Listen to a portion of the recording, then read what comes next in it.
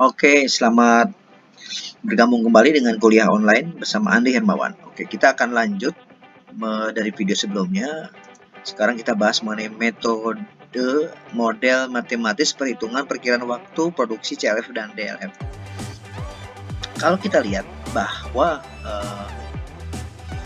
waktu yang dibutuhkan untuk menyesuaikan order itu penjumlahan dari waktu setup pertama kali mulai, sebelum itu kan setup dulu mesinnya, terus ditambah dengan jumlah waktu pembelajaran, karena tidak mungkin orang langsung langsung 100% kapasitas produksi. Kemudian waktu normal ditambah dengan delay,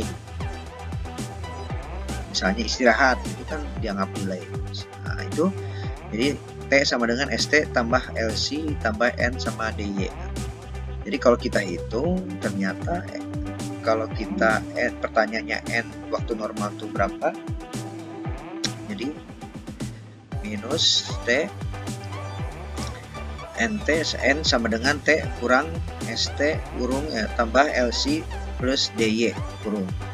Sehingga kalau kita perhatikan N nya waktu normal itu adalah perhasil perkalian antara waktu normal itu adalah jumlah interval produksi dikali dengan jumlah produk normal.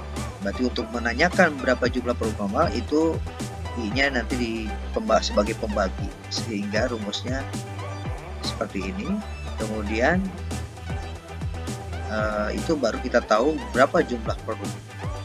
Nah, untuk mengetahui ini baru PN.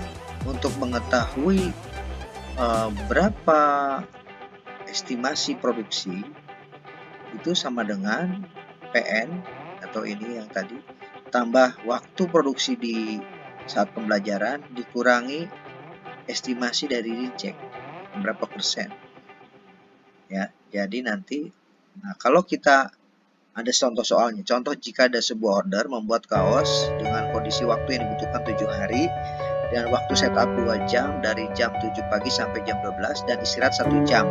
Setelah itu dimulai kembali jam 13 sampai jam 17 sore. Dan setiap hari dimulai pada pagi hari ada waktu proses pembelajaran 1 jam awal produksi dengan kapasitas setengah dari produksi normal. Dan interval produksi adalah satu produknya 19 detik dengan 1% estimasi reject. Berapa estimasi perkiraan jumlah produk yang dihasilkan selama 7 hari?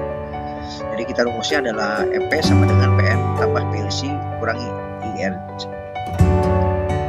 Ini sudah tahu bahwa ini ada rumusnya seperti ini.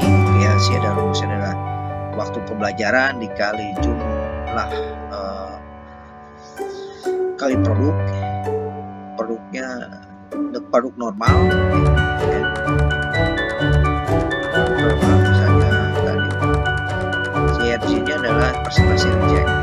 Jadi kalau kita hitung ini kita jabarkan dulu dikali 7 hari jadi 160 jam ini sama dengan 80 menit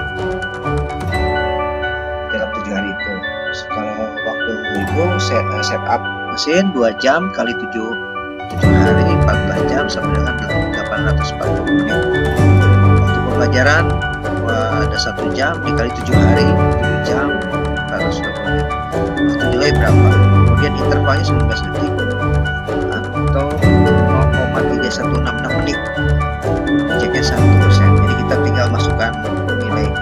Hasilnya adalah jumlah produksi normal itu 10.802. Kalau kita ketahui untuk berapa jumlah waktu pembelajaran adalah kalau tadi 400 pembelajaran adalah pas 20 menit dibagi setengah dari waktu normal. Setengah dari waktu normal. Artinya berapa? 0,3166 menit. Jadi kalau kita lihat berapa jumlah produksinya adalah 420 menit dikali setengah waktu interval tadi kan, intervalnya adalah setengah dari waktu normal, sehingga intervalnya adalah 0,1583. Jadi kali pas 20 sekitar 66 produk setiap 1 jam. Totalnya nih, total berarti PLC-nya 400 menit 420 menit, berarti total dari pembelajaran itu 66 produk dari 7 hari itu. Nah, kalau YRG adalah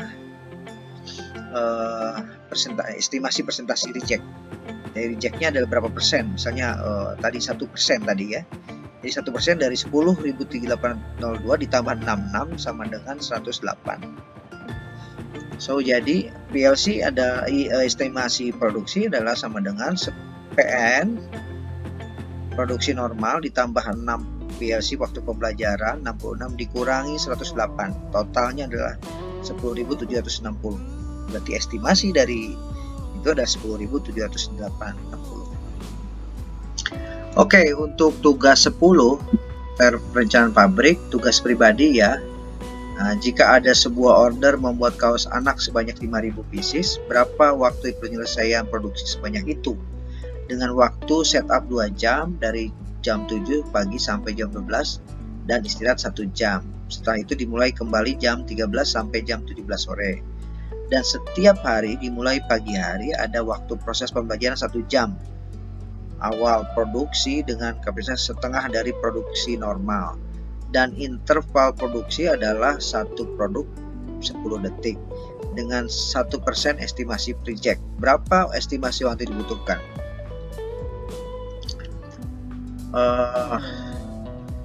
Berarti jadi ini lagu, kemudian proses hitungan dan jawabannya kirim ke kuliah online 6@gmail.com minggu depan dalam bentuk file Excel. Jangan lupa cantumkan tugas 10 dan nama dan NIM-nya.